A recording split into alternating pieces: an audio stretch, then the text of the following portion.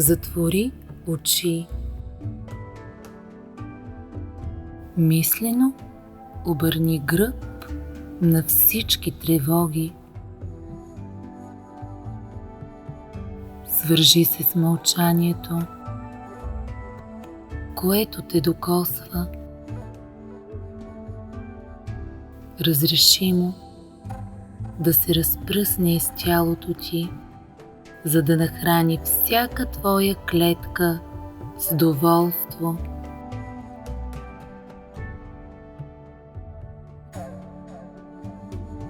Дишай дълбоко.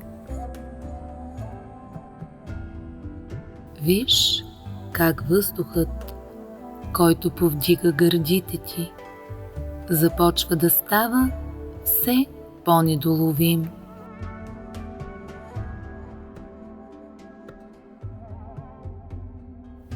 А сега си представи, че се намираш в планината. Нека хубостта й проникне в погледа ти. Нека могъществото й те тласне по следите на нещо още по-могъщо, но необозримо.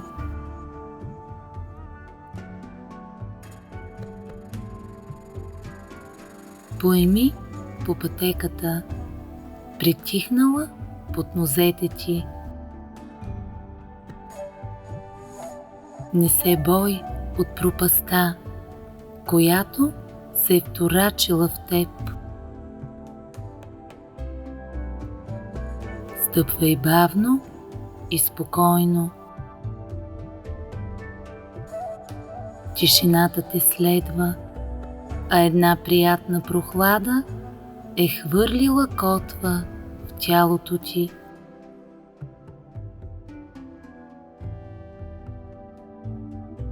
Стъпвай смело. Въоръжи се и с търпение.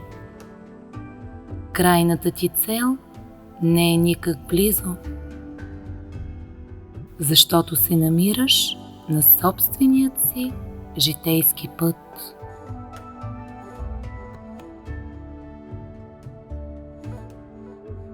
Може би си изненадан от това, което чу.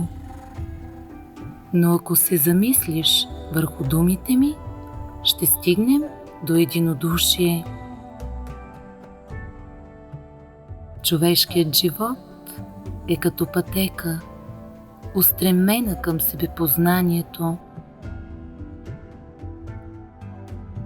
Себепознание, което продължава до сетният ни дъх. Много хора така и не успяват да опознаят себе си. Умират без да са зарадвали вътрешното си дете.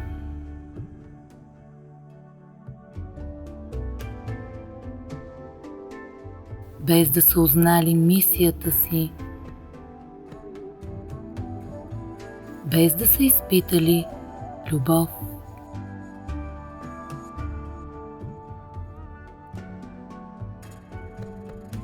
А сега поспри и погледни към най-високия планински връх. Там живее твоето най-дълбоко себепознание. Има два начина да го достигнеш. От теб зависи дали ще предпочетеш умът ти да бъде твой водач или ще призовеш висшият си аз.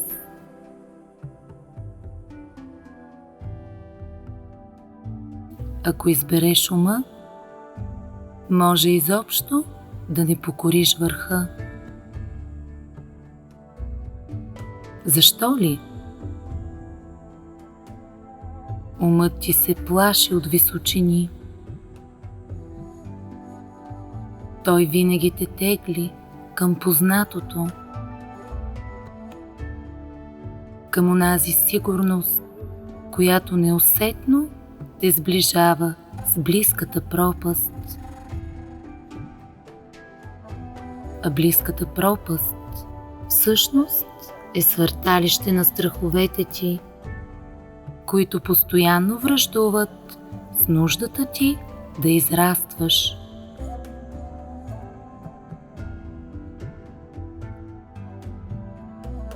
Израстването винаги минава през трудности. Но когато се довериш на висшият си аз, много от препятствията отпадат, а страховете ти угасват в мрака на безсилието, което ги обзема пред висшият ти аз. Ти общуваш ли с него? Доверяваш ли му мечтите си? А ако те не защитават най-висшето ти благо, би ли се отказал от тях? Може би дори не си се питал, чий интерес преследват твоите мечти. Висшият ти аз знае това. Той винаги ти дава верните насоки, но дали ги чуваш? Ако разпознаваш гласът му, ако следваш съветите му, пътят ти до най-високият връх ще бъде послан с бързи осъзнавания и благодарност. Но ако се хванеш за ума, който упорито се опитва да те отдалечи от целта, животът ти ще подгизне в застой.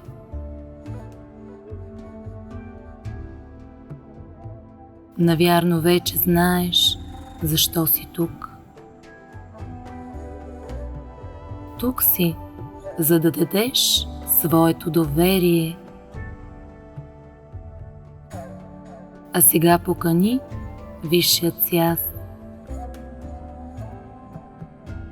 Нека заедно се докоснете до твоето най-дълбоко себепознание.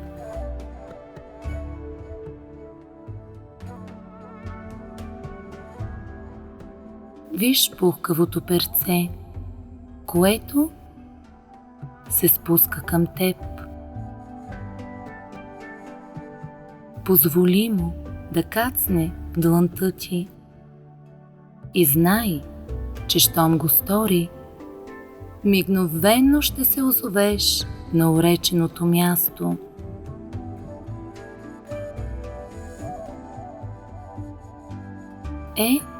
Вече си тук.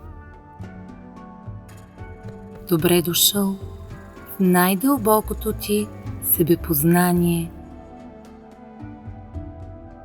Може би си изненадан, че не виждаш нищо друго, освен бяла светлина. Тази светлина се раждат най-възвишените ти идеи. От нея идват всичките ти опити да бъдеш по-мъдър и търпелив. Да бъдеш по-милостив към себе си, когато грешиш. Тази светлина е дом на твоите добродетели. Онези, които си развил, и онези, които все още очакват да бъдат забелязани.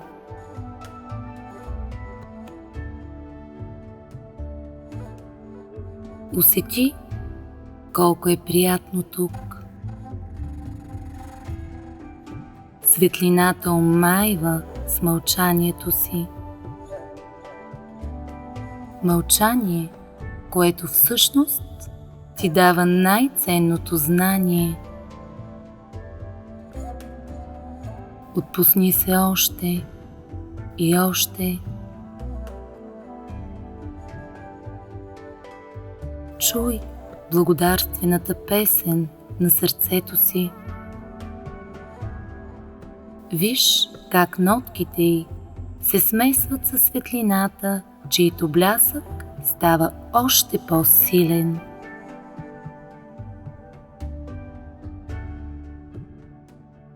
И твоята сила ще расте, ако си осъзнато свързан с Висшият си аз. Той винаги ще ти напомня, че отчаянието не ти приляга. Той винаги ще те придържа в прегръдките на искреността и храбростта.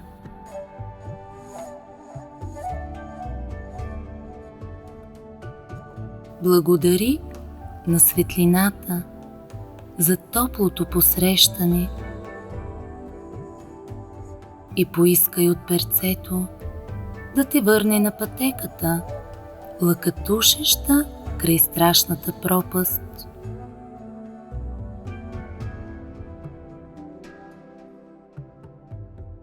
А сега надникни в пропаста и усети чувствата, които ще те завладеят.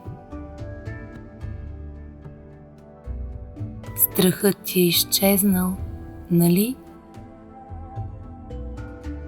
Така е, защото вече не си уязвим за уловките на ума ти, заед да усложнява живота ти.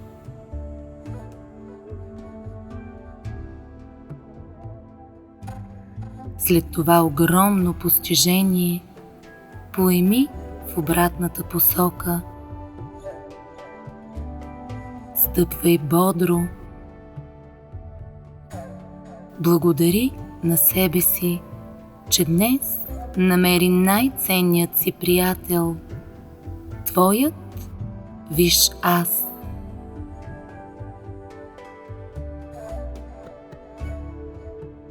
Крачките ти стават още по-бодри, а мракът, който започва да обвива нозете ти, неусетно те връща в физическото ти тяло.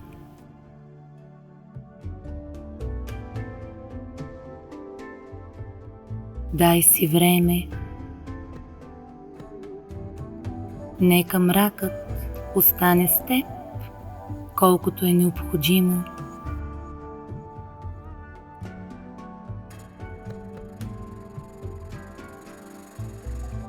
Щом си готов, размърдай пръстите на ръцете си. Размърдай пръстите на краката си. Отвори очи. Усмихни се на промяната, с която се завърна в настоящето.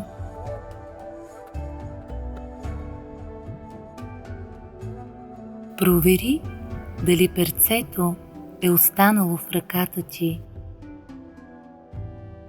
Ако е така, скрий го на сигурно място, за да попътуваш отново с него, когато ти се прииска. Не унивай, ако перцето го няма. То винаги ще откликне на вътрешният ти порив да зърнеш бялата светлина. Да послушаш мълчанието й. Мълчание, което всъщност ти дава най-ценното знание.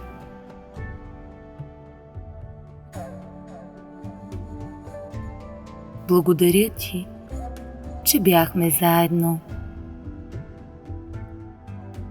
Ако тази медитация ти донесе прозрения, сподели я с някого, който също търси себе си. Пътят става по-светъл, когато не си сам на него.